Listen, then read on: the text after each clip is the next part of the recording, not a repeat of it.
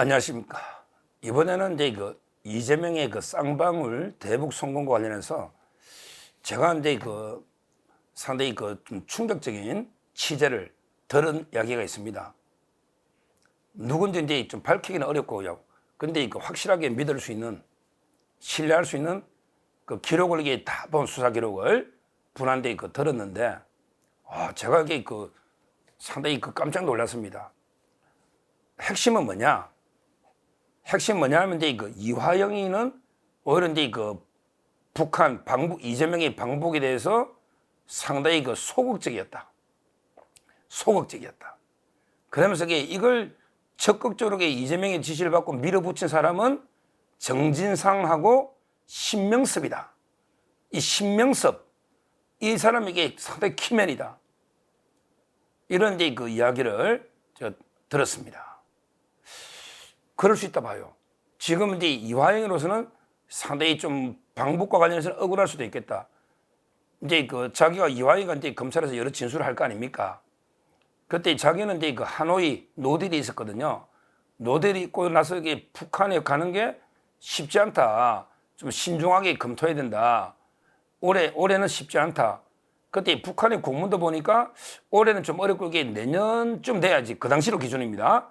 그러니까 2019년 좀 어렵고 2020년 정도 한번 이게 추진해보자. 이런 이제 북한의 공문도 공장에 이재명 공장에 실려 있거든요. 그러니까 이화영으로서는 이제 좀 너무 서두르지 말고 조금 이게 신중하게 검토해보자. 지금은 분위기가 좀 어렵다. 이렇게 계속 소극적이었다는 거예요. 그런 게 이화영은 검찰에 그렇게 진술했다는 거죠. 그 검찰 기록은 이제 판사나 신준우 부장이나 검사가 알겠죠. 변호사 알 거고요. 그런데 누가 그러면 이게 가장 적극적으로 밀어붙이냐, 무리하게. 그게 바로 이제 정진상하고 신명섭이다. 그런데 정진상이는 누군지 알죠? 이재명이 분신으로 지금 같이 재판받고 있잖아요. 정무팀이라고 저 그때 정진상과 김용희가 계속 이 방북을 추진했다, 초청 이런 걸 제가 말씀드렸잖아요. 그 자들은 이제 서둘렀거든요. 방북을. 정진상이는 이제 제가 한번 말씀드렸는데, 저도 이제 신명섭이가 평화협력국장이거든요. 이 자가 누굴까? 계속 관심도 가지고 제가 취재해보고 서류도 모아봤는데, 이 자가 이제 저는 핵심 키맨이었다. 이렇게 보는데요. 일단 제가 취재한 바에 의하면 신명섭은 누구냐? 원래 이제 경기도 가면요. 평화협력국이라는 게 있습니다. 평화협력국. 옛날에는 이제 그냥 공무원 중에 이렇게 임명했단 말이죠. 근데 신명섭이는 자기가 이제 개방직으로 바꾸게 미리 손을 써놓고요. 자기가 이제 지원해가지고 국장이 됐다는 거예요. 신명섭이가 이제 이화영한테 개방직으로 바꿔달라. 이렇게 요청을 한 다음에 개방직으로 바뀌면서 자기가 지원해서 국장이 됐다. 이 말은 원래는 그런 자리가 아니었거든요. 공무원들이 일반직 하는 전문가들이 이런 자리인데 개방형으로 바뀌면서 자기가 미리 짜놨고 개방형으로 다 모여서 그러나서 지원회가 됐다. 그러니까 임용될 때부터 상당히 문제점이 있다. 이건 검찰이 한번 수사해봐야 될 겁니다.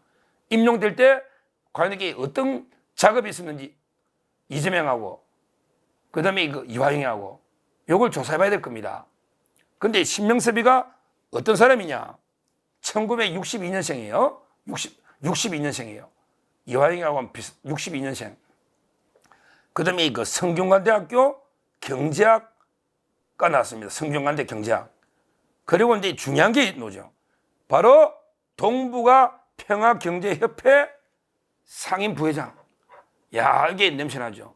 동북아 평화경제협회. 이거 이화영이가 회장하던 거죠?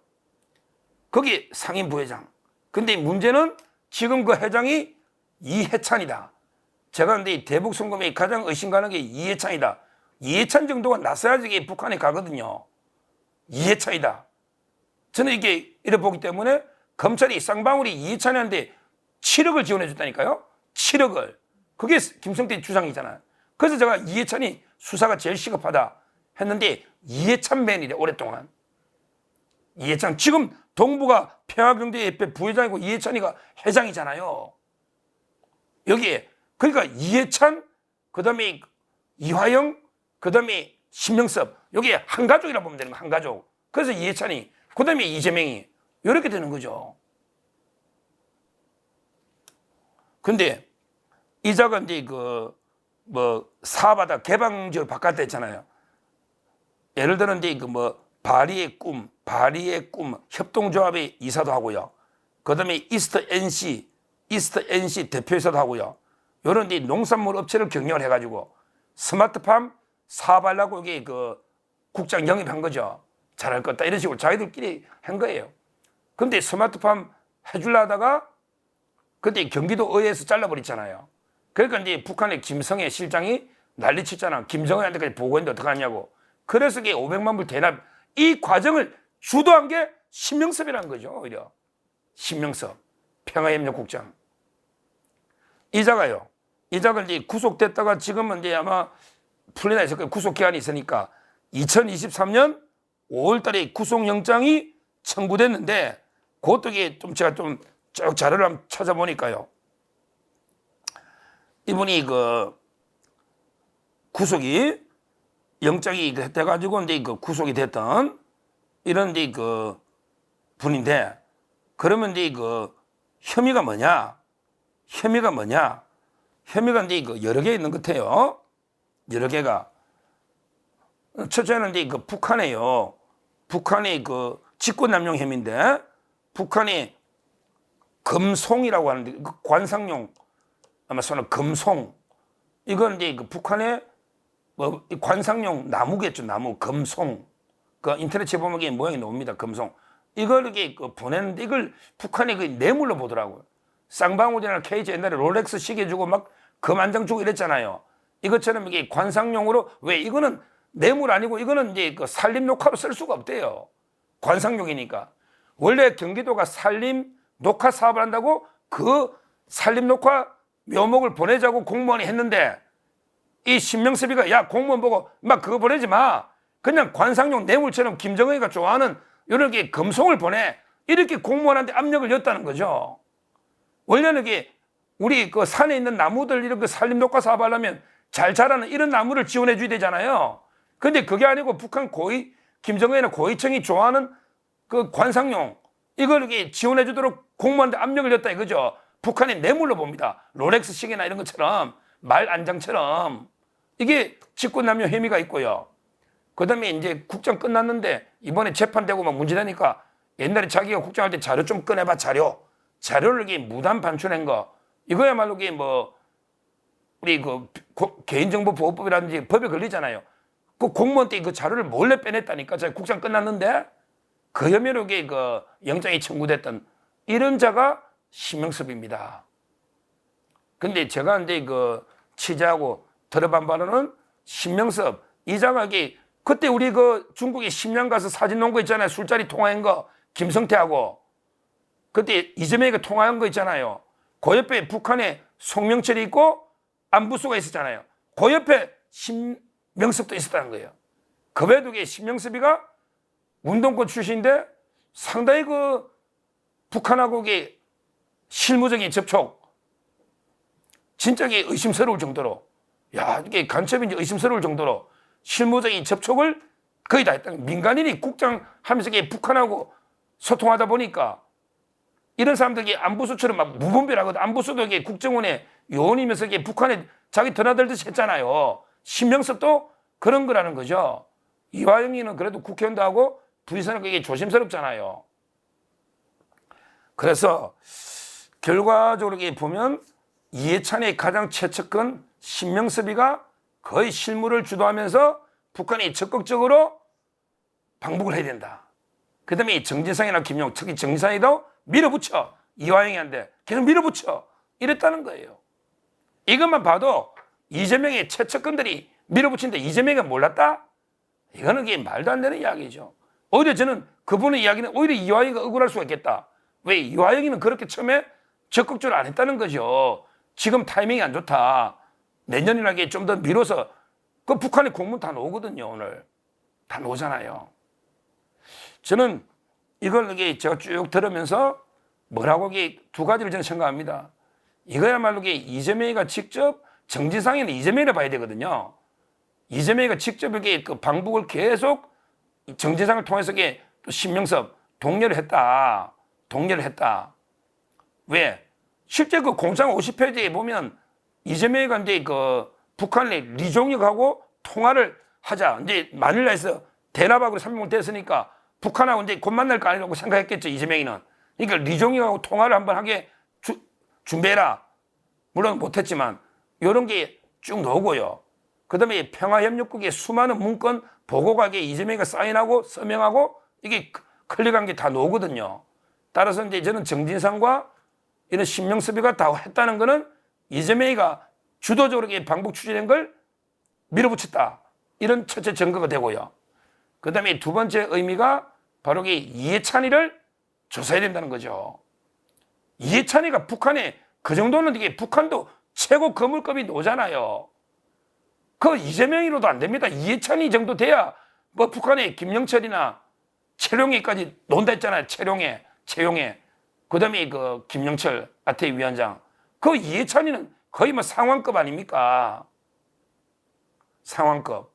그러니까 이제 이해찬도 지금 동북아 평화경제협회 회장이고 거기 지원도 많이 받았다는 의혹이 있고 그 다음에 7억을 직접 줬다잖아요.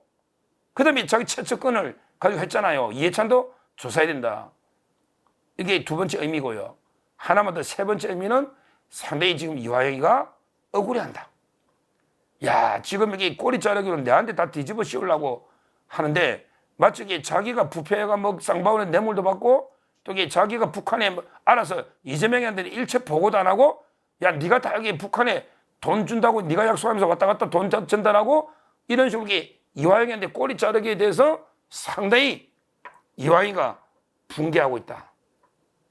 그래서 아마 제가 보기에 여러 이유 중에 하나도 이화영 입장에서는 왜 이재명한테 보고한 걸 검찰에서 두 번이나 보고했다고 불었잖아요. 그 이유가 이제 여러 가지 있겠죠. 뭐 여자 문제나 추가 기소 문제 여러 가지가 있는데 제가 보기에 또 제가 취재한 그분의 이야기로는 상당히 좀 억울해한다.